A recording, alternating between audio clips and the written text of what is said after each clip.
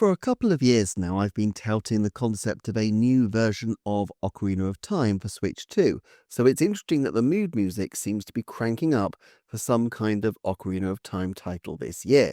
Therefore, let's look at the potential scope of a game such as this, as well as the development realities and how Nintendo might position and indeed adapt this title for the holiday season. Firstly, we should acknowledge that Nintendo has a definite MO when it comes to their new versions of older games. Generally speaking, when titles are iconic, Nintendo will go to extraordinary lengths to be faithful to the original while modernizing controls and graphics along the way. See Ocarina of Time 3D in 2011 for a prime example. However, what we're facing here is actually quite new ground. There aren't all that many examples of a remake of a 20th century Nintendo game into a very modern system, and the ones that do exist are therefore quite instructive. With the 2022 Super Mario RPG remake, Paper Mario The Thousand Year Door, and Metroid Prime Remastered, there was really no effort at all that I can recall to add anything particularly significant beyond just bringing back the games in the best and most beautiful way possible.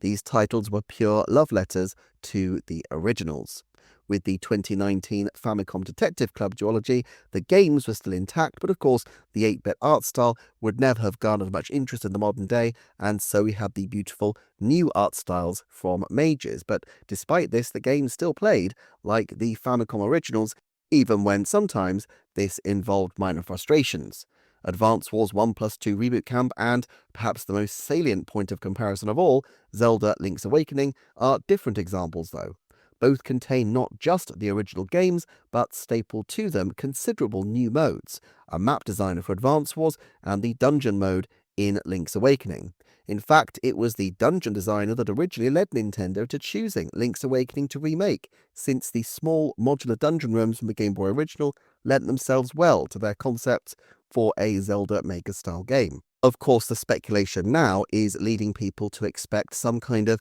major remake of Ocarina of Time. In recent periods, Aonuma has spoken of the fact that to him, modern Zelda is about finding your own way to solve problems, and that philosophy contrasts markedly with the prescriptive, linear approach of Ocarina of Time. However, this didn't stop Skyward Sword from releasing in 2021, and so I'm not convinced that we need to be too concerned about any game development ideology conflicting with the plan to bring an authentic Ocarina of Time experience to Switch 2. That said, I could easily see Nintendo adding some kind of side mode to the game. Remember, A Link to the Past on Game Boy Advance also included 4 swords, and since Nintendo is prioritizing game chat as an experience at present, I could see some kind of multiplayer adaptation of some description being incorporated as a side mode. Another question that's worth considering, though, is what art style will be used, and exactly how much rage will there be at the claymation or shadow puppet look that Nintendo inevitably choose.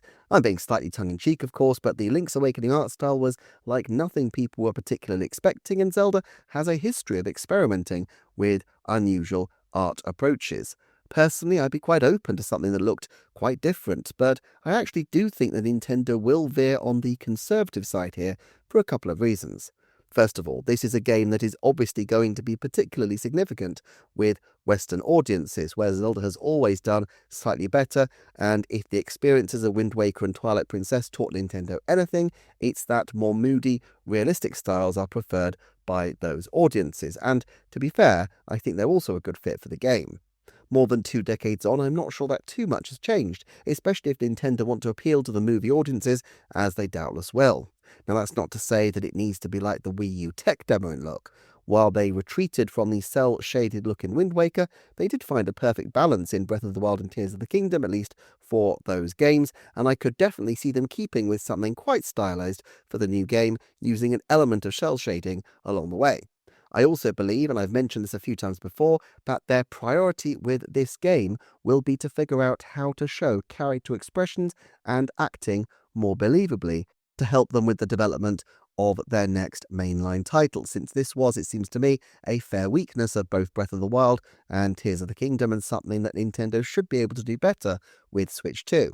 Mario Kart World and Donkey Kong Bonanza both had a real focus on expressiveness with their characters, and even Wonder gave the characters a new spin. This would possibly be easier to do with a cel-shaded approach, avoiding the uncanny valley effect and allowing for more expressive features without needing to sculpt particular different characteristics on the face each time, and this would probably mitigate costs in terms of developing highly expressive models, although of course I'm not a game developer, so I welcome any insight that might shed light on the advantages and disadvantages of either approach. There's plenty else that Nintendo will need to do, including ensuring amazing cinematic sequences, and for this I could see Nintendo Pictures being deployed. Then we need to consider the likely developers, and while I have explored this before, it's difficult to escape the big three likely groups. Monolith Soft's Zelda team, the Tantalus group behind Skyward Sword and Twilight Princess HD, and Grezzo, who of course worked on Ocarina of Time 3D, all of course in concert with EPD3, the core Zelda developers in Kyoto. Now, I really don't think Grezzo are that likely here, despite their history with the project, since it's so long ago that they worked on Ocarina of Time 3D, and Grezzo is so much in demand now for their top-down Zelda games as well as for other ports and remakes, and so I suspect that this will be a different kind of deal that isn't necessarily as neatly in the Grezzo wheelhouse. As for Tantalus and Monolith Soft, the interesting part is that both have a close working relationship with Daiki Iwamoto, a longtime Zelda senior figure who was the director of the DS games and who was kind of sidelined by the arrival of Hidemaru Fujibashi, and who in recent years has been a key link figure on Zelda projects outside the main games and even content like the Breath of the Wild DLC. Iwamoto, who was of course the director of Skyward Sword HD, was interviewed with the Monolith Soft team recently, but of course he has also worked with Tantalus, and I absolutely believe that Tantalus have an imminent Zelda title of some description, because key figures there haven't been credited on other games besides the Zelda projects, suggesting a coherent team that is still working with Nintendo. The question I raised at the beginning of the year was whether Ocarina of Time made the most sense as their project, given the relatively small scope of the two prior games in terms of evolving the concept on, and of course because the team is quite small. Now, on Twilight Princess, one of the key figures interviewed said that they would have happily done more extensive graphical work, but they were given quite a defined remit by Nintendo. Therefore, I considered that it might be more likely that a Tantalus project might bring a Link Between Worlds to Switch, and to be clear, I still think that is a very likely game that we might see, although it's also possible that other teams, including the port teams at Grezzo and Forever, could handle such a title. Given the long period of collaboration with Nintendo, is it possibly time, therefore, for Tantalus to step up as more major players and take on a much fuller redevelopment than either of their previous two entries? I think this all depends on your hope and expectations, oddly, for a 2027 game. This is a bit of a tangent, but an important one, I think, to consider Ocarina of Time's place. It feels implausible to me that Nintendo won't at least aim to follow up the film with a significant Zelda release, and while it could easily be a top-down game, my feeling is that they would probably do better with a general audience touting something that's a bit more 3D in style. I really don't think Nintendo are going to be anywhere close to ready to go with the next full Zelda title by the end of 2027, and so it would make sense for them to have some kind of side project which could in turn be led by Monolith Soft, perhaps alongside an offshoot branch of EPD3. Remember that EPD3 once contained multiple Zelda teams, including the top-down group, but with the voracious appetite of Breath of the Wild for development personnel, the group was effectively consumed by work on the open-air titles, while top-down development was spun off to Grezzo. However, with Nintendo expanding, it must surely be a priority for them to increase their development capability on Zelda as well as many other franchises, and so it seems quite plausible that just as Donkey Kong Bonanza was prototyped and developed to a fair extent within EPD8, and then a new team was hired to bring it to the finish line, a Zelda peripheral title that could have been developed around 2022 or 2023, and which now had a new internal team with the support of the Monolith Soft group now working on it,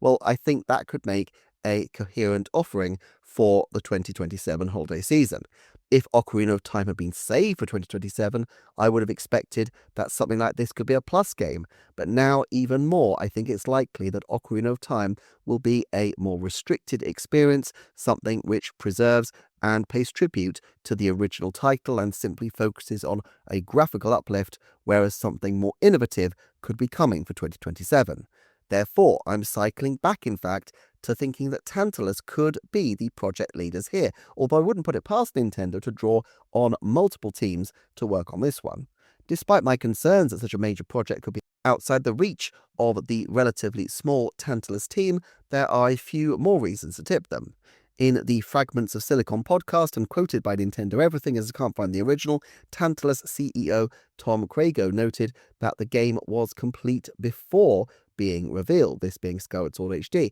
and also discussed the extensive technical challenge involved in making the new controls work, taking a year and a half before they got it right, and of course how the major focus during the development was on getting the artwork perfect. What's interesting is that obviously Nintendo afforded Tantalus a fair amount of latitude between their regular reviews. Now, Skyward Sword HD wasn't announced hugely ahead of time. It was part of the February 2021 Direct and was released in July 2021, but it still leaves open the question of just how far in advance Nintendo was working here. If we assume that Tantalus was recommissioned for Skyward Sword HD after their work on Twilight Princess HD, which of course released in 2016, it prompts the question of whether they needed the full 5 years for Skyward Sword. On the one hand, even with the additional art staff that they brought in, the team was barely 3 dozen, and so it's not a surprise that a full HD project took a good amount of time, especially on something as expansive and high profile as a Zelda game. But on the other hand, I can't help but feel that it's likely Skyward Sword was in the can, not just by the time it was announced in February, but possibly a fair time before. After all, we know that Tantalus approached Nintendo in 2013 about a collaboration that became Twilight Princess HD, which released in March 2016, a 3-year window or perhaps slightly less. Even if Skyward Sword HD was a slightly more elaborate project, 3 or 4 years still feels like the kind of time frame I would usually expect, not 5. Potentially then, this team has had not just 5, but possibly 6 or more years to really get their head around something new, and an art challenge like bringing Ocarina of Time to 4K would be just that, especially from a starting point of 64-bit technology. We should also acknowledge the trajectory of Grezza, who did 2 3D remakes before they were trusted with even the mildest latitude of doing something original, but of course, who are now full Nintendo developers of mainline games. Nintendo may be slow to trust teams of Zelda, understandably so, but eventually they do bend to reality. And it makes sense if this train was set in motion a long time before, since I assume they always wanted this game to coincide with the window of the movie, and we know a potential movie has been in negotiation for years and years through leaks from the various studios. There's also some evidence that the size of Tantalus has increased subtly in recent years, but it's difficult to say for sure, given that they have multiple locations, and we're really only concerned with the Zelda team specifically, though notably they bought over Luigi's Mansion 2 HD in 2024, so Nintendo are obviously pretty happy with how the partnership is going. And I should note as well that that was a separate team from the Skyward Sword team, if you look at the credits. Therefore, I'm currently minded to think that we're looking at a version of Ocarina of Time that is very traditional in terms of gameplay, not some big Final Fantasy VII style remake, but which does have an ambitious art style workshopped with the core Nintendo team, and which has been a long time project in sunny Melbourne since probably about 2020. Now, if we accept this logic, and I completely admit that I could be building this next assumption on sand, it is wrong, but I suspect the game could be functionally finished and ready to go, if not right now, then perhaps within a matter of weeks, if it is indeed aiming for a 2026 deadline. That means Nintendo would always have bought themselves an insurance policy for if a 3D Mario slipped through the net in terms of having Ocarina of Time, a major title, on hand. However, if this wasn't intended as an insurance policy game, that means that Ocarina 2026 was always Plan A, and therefore Nintendo must presumably have had something else in mind for the post-movie window. Now, all of this is quite exciting, and it's difficult, therefore, to nail anything down with much certainty. In conditions of uncertainty, in terms of predicting and forecasting, I like to start with the most certain statements and then work down to the unlikely ones. So let's begin with statements I think are reasonably airtight. Again, these views are fluid and I will continue to reassess them as time goes by, but of course, all the forecasts I make will count towards my overall record for those of you who like to follow this sort of thing. 90% there will be an old Zelda game re-released somehow by the end of 2028. 90% Tantalus will release a new Zelda game by the end of 2030, even if they had a title cancelled. That's enough time to launch something new. 90% Daiki Iwamoto will be credited in a senior position on a Zelda game before the end of 2027. 90% there will be a Zelda game of some description by March 2027. 90% if there's a new Ocarina of Time, it will have a distinctive art style from any previous game. 70% Ocarina of Time will be launched on Switch 2 by the end of 2028. 50% if there's an Ocarina of Time game by the end of 2028, Nintendo Pictures will be credited. 50% Ocarina of Time will be released on Switch 2 by the end of 2026. 50% Monolith Soft will receive some kind of credit on an Ocarina of Time remake if there is one, if only as an assist studio.